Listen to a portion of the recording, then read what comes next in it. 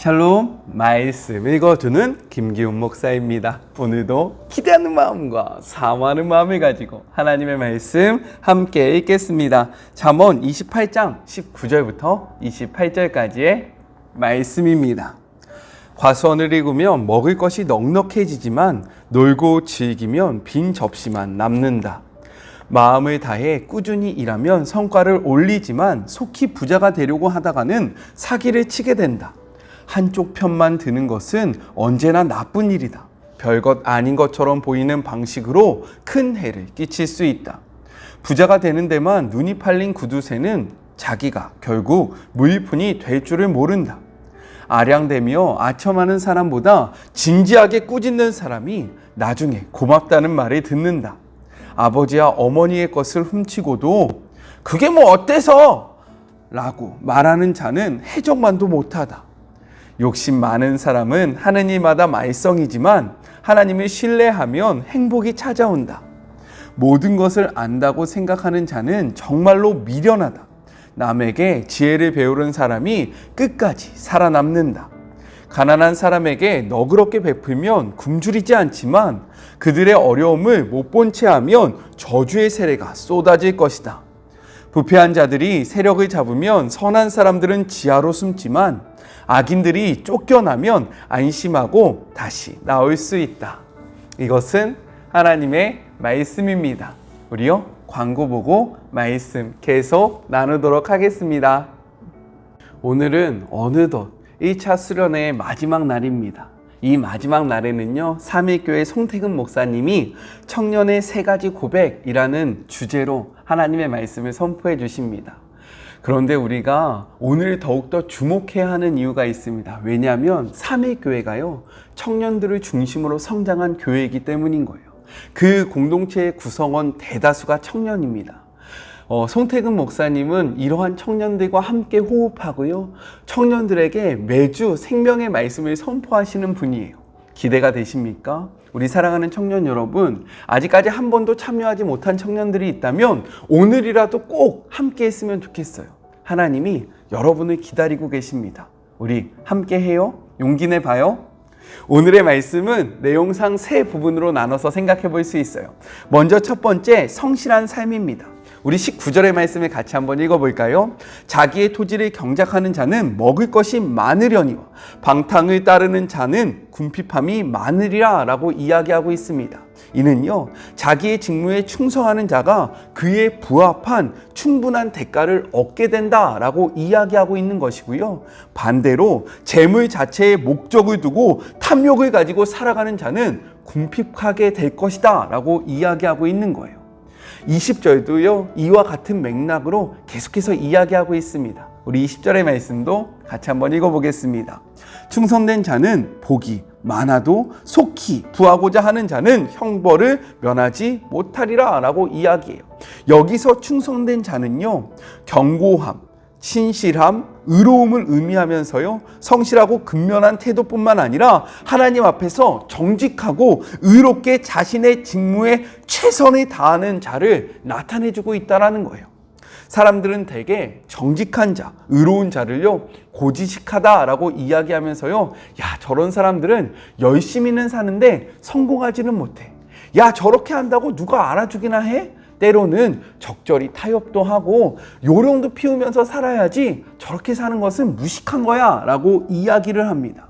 그런데요, 성경은요, 그렇게 이야기하고 있지 않다라는 거예요.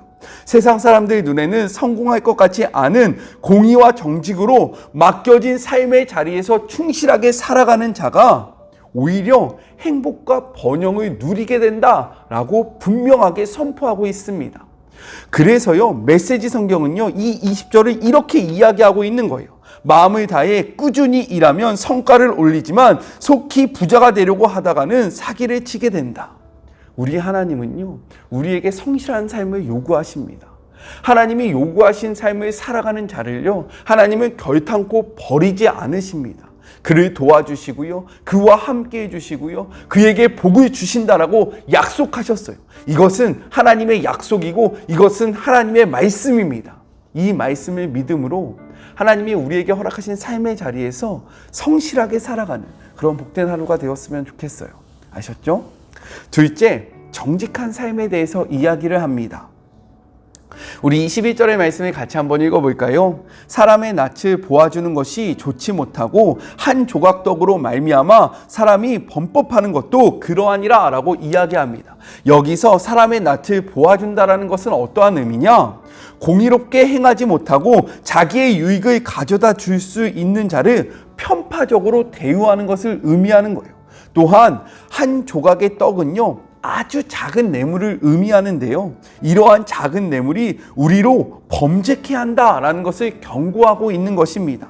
그래서 메시지 성경은요, 이 21절을 이렇게 이야기하고 있어요. 한쪽만 편드는 것은 언제나 나쁜 일이다. 별것 아닌 것처럼 보이는 방식으로 큰 해를 끼칠 수 있다라고 이야기합니다. 우리의 하나님은요, 우리에게 정직을 요구하세요. 왜냐하면 우리가 믿는 하나님, 그리고 정직을 이야기하신 하나님이 바로 정직하신 하나님이기 때문입니다. 우리 말씀을 같이 한번 읽어볼까요? 이사야 26장 7절의 말씀이에요. 의인의 길은 정직함이요 정직하신 주께서 의인의 첩경을 평탁케 하시는도다 라고 이야기합니다. 무엇이라고 이야기하고 있어요? 의인의 길은 정직하대요. 그런데 정직하신 주께서 라고 이야기하고 있다는 거예요. 우리가 믿는 하나님, 우리에게 정직을 요구하시는 하나님이 정직하시기 때문에 하나님이 의인이다라고 이야기하는 사람은 정직하다라고 성경이 힘있게 이야기하고 있는 거예요. 그런데요, 세상은요, 무엇이라고 이야기합니까? 정직한 삶은 미련하다라고 이야기해요. 적절히 타협도 하고 적당히 넘어가는 것이 삶의 지혜라고 이야기합니다. 왜요? 정직을 선택할 때 우리가 많은 손해를 보기 때문인 거예요. 삶의 불이익을 받는 것뿐만 아니라 때로는 관계가 끊어지고요, 잘난 척을 한다고 욕을 먹기도 한다라는 거죠. 너만 깨끗하냐? 너만 예수 믿냐? 야, 너만 정직하냐? 왜 너만 유별나게 이렇게 구는 거야? 라고 이야기한다라는 거죠. 하지만 하나님은요, 이렇게 말씀하십니다. 잠언 23장 16절의 말씀이에요. 만일 내 입술이 정직을 말하면 내 속이 유쾌하리라. 저는요, 이 말씀 앞에 야, 내가 진짜 정직을 선택해야 되겠구나 라는 결단을 하게 되었습니다. 왜냐면요, 저 때문에 우리 하나님이 유쾌하다면 그것보다 더욱더 값진 삶이 어디 있겠습니까? 하나님을 기쁘게 하는 것이 나의 삶의 목표라고 이야기하는데 우리 하나님이 분명하게 저의 삶이 정직할 때에 하나님의 마음이 유쾌한다라고 이야기하는데 제가 어떻게 정직하지 않은 길로 나아갈 수 있겠습니까? 우리 사랑하는 주의 모든 자녀들, 세상이 말하는 삶의 지혜를 쫓아가는 것이 아니라 하나님을 유쾌케 하는 그러한 정직을 선택하는, 우리에게 손해가 오고 때로는 우리가 고립을 당하고 우리가 세상에 공격을 당할지라도 우리의 하나님을 유쾌케 하는, 유쾌하게 하는 정직을 선택하는 그런 복된 하루가 되었으면 좋겠습니다. 우리 한번 해봐요. 우리 힘있게 정직을 향하여 나아갔으면 좋겠어요. 마지막 셋째, 여호와를 의지하는 삶에 대해서 이야기하고 있어요. 우리 26절의 말씀을 같이 한번 읽어볼까요? 자기의 마음을 믿는 자는 미련한 자요 지혜롭게 행하는 자는 구원을 얻을 자니라 라고 이야기합니다. 세상 사람들은요, 자기 생각을 주장하고 자기 의지를 관찰시키는 자가 지혜롭다라고 이야기를 합니다. 그러나 성경은 그렇게 이야기하고 있지 않다라는 거예요. 오히려 이를 미련하다라고 이야기합니다. 대신 성경은 이렇게 이야기하고 있어요. 히브리서 12장 2절의 말씀입니다. 믿음의 주요 온전케 하시는 이인 예수를 바라보자. 우리 자신을 바라보면서 우리 자신을 의지하면서 살아갈 것이 아니라 우리를 온전케 하시는 예수님을 의지하면서 살아가는 것이 우리에게 완전한 삶이다, 온전한 삶이다, 하나님이 기뻐하시는 삶이다 라고 이야기하고 있는 거예요. 우리의 인생은요, 무엇을 의지하냐에 따라서 달라지게 되어 있습니다. 성경은요, 인생을 의지하지 말라고 이야기하고 있어요. 말씀을 같이 한번 볼게요. 시편 146편 3절의 말씀이에요. 귀인들을 의지하지 말며, 즉 나에게 영향력을 끼칠 수 있는 자들을 의지하지 말래요. 도울 힘이 없는 인생도 의지하지 말지니 라고 이야기합니다. 우리의 인생이요, 우리의 인생을 도울 수 없다라고 이야기하고 있는 거예요. 우리 자신의 지혜가, 우리 자신의 그러한 능력이 우리의 삶을 온전함으로 나아갈 수 없다라고 분명하게 고백하고 있습니다. 또요, 이사야 2장 22절의 말씀입니다. 너희는 인생을 의지하지 말라. 그의 호흡은 코에 있나니 세마의 가치가 어디 있느냐. 인생을 의지하지 말아야 되는 이유는 무엇이냐면 우리의 인생에는 참된 생명이 없다라는 거예요. 우리의 인생이 정말로 우리를 온전하게 하는 그 구원으로 인도하지 못한다라고 힘있게 이야기하고 있습니다. 반면 하나님을 의지하라고 분명하게 선포합니다. 시편 9편 10절의 말씀이에요. 여호와여, 주의 이름을 아는 자는 주를 의지하오니 이는 주를 찾는 자들을 버리시지 아니하심이니이다. 하나님을 의지하는 자들을요, 하나님께서 결코 버리지 않겠다라고 약속하고 있는 거예요.